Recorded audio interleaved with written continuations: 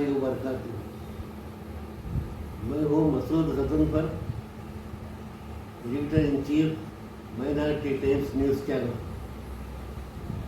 हमारे रूबरू एक नौजवान इंजीनियर बैठे हुए हैं जिनका नाम फारूक जुनैदी है।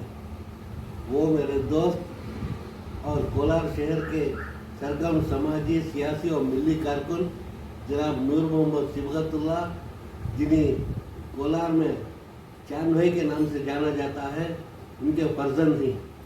जैसा उनके वालिद ने समाजी खिदमत की थी, इसी तरह इनके खून में भी वो आ गया है। हाल ही में बीजेपी गवर्नमेंट ने जो मुसलमानों के लिए रिजर्वेशन रखा था, उसको रद्द कर दिया गया। इस ताल्लुक से जनाब फारूक जुनैदी, जो माइनॉरिटी इंजीनियर्स एसोसिएशन के सदर भी हैं, उन्होंने शुरुआत करते हुए इस रिजर्वेशन को बहाल करने के लिए अच्छे इक़दाम किए। उन्होंने जनाब नसीर अहमद साहब से मुलाकात की, जनाब बीजेड ज़मीर अहमद खान साहब से मुलाकात की। इसके साथ साथ खुद सिद्धरामैया साहब वज़ीर आला से भी मुलाकात की। इस ताल्लुक से हम आज उनके रूबरू बैठे हुए हैं, उनके ख्यालात जानने की कोशिश कर रहे हैं और इस ताल्लुक से हम उनसे कुछ सवालात कर रहे हैं। मुलाहिज़ा फरमा फारूक जुनैदी साहब, अब जो रिजर्वेशन रद्द किया गया, इस ताल्लुक से आपने शुरुआत अच्छी की है जी। क्या शुरुआत की, कहाँ से शुरुआत की और इसका जज्बा आप पे कैसे पैदा हुआ, किन लोगों ने आपका साथ दिया, इस तरह से कुछ रोशनी डाली। अस्सलाम वालेकुम नाजरीन, मैं हमारे सैयद मसूद साहब का दिल की गहराइयों से शुक्रिया अदा करता हूँ। मैं कटारी पाड़िया कोलार, जो मेरा पैदाइशी वतन है, रियासत कर्नाटक से मेरा ताल्लुक़ है।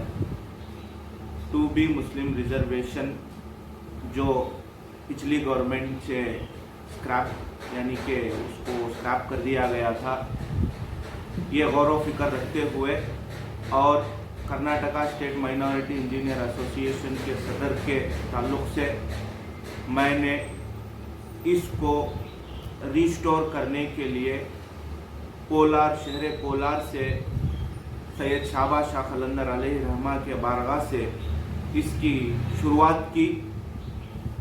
पैदल यात्रा जो तकरीबन 50 किलोमीटर तक चलकर बेंगलोर शहर पहुंचा।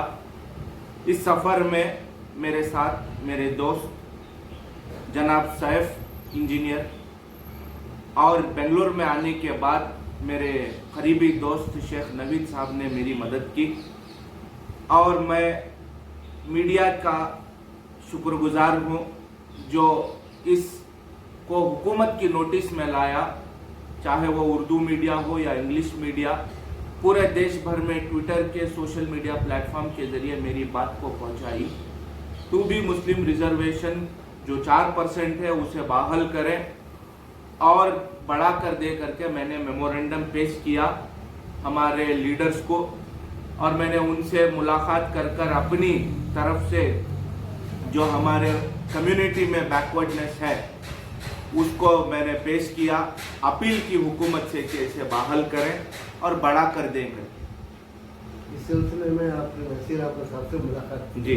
नसीर अहमद साहब का क्या ख्याल थी इस तरफ से?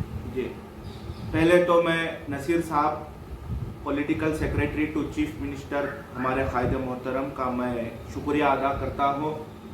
मेरे पहुँचने पर उन्होंने मुबारकबाद दी और अपनी तरफ से टू बी मुस्लिम रिजर्वेशन को बहाल करने के लिए वो भी जद्दोजहद में है और इसी काम में वो भी हैं और वो कहे हैं कि वो करके देते हैं। हालांकि टू बी जनाब नसीर अहमद साहब हमारे ही कोलार से ताल्लुक़ रखते हैं। उनकी खिदमत इस कौम मिल्लत और रियासत कर्नाटक में अनगिनत है। मैंने सुना और देखा है वो बचपन से सियासत में है और वो अभी भी जद्दोजहद से इस कौम की खिदमत कर रहे हैं। फारूक जुनैदी साहब, आपने नसीर अहमद के अलावा जनाब बीजेड ज़मीर अहमद खान साहब से मुलाकात की जी, हमने सुना है जी, हमने देखा भी है जी। जनाब ज़मीर अहमद खान साहब इस ताल्लुक से क्या कहते हैं? जी, मैं हमारे कायद मोहतरम आली जनाब BZ ज़मीर अहमद खान साहब जो माइनॉरिटी वेलफेयर मिनिस्टर हैं उनसे मुलाकात कर कर एक मेमोरेंडम पेश किया। मेरे पहुंचने पर उन्होंने भी मुबारकबाद पेश की और अपनी खुशी जाहिर की जो मैं यहाँ पर चलकर आया, और वो भी इसी काम में लगे हुए हैं टू बी मुस्लिम रिजर्वेशन जो है वो जल्द से जल्द बहाल हो। ये वो भी उनकी दिलो दिल तमन्ना है और वो यही काम में लगे हुए हैं।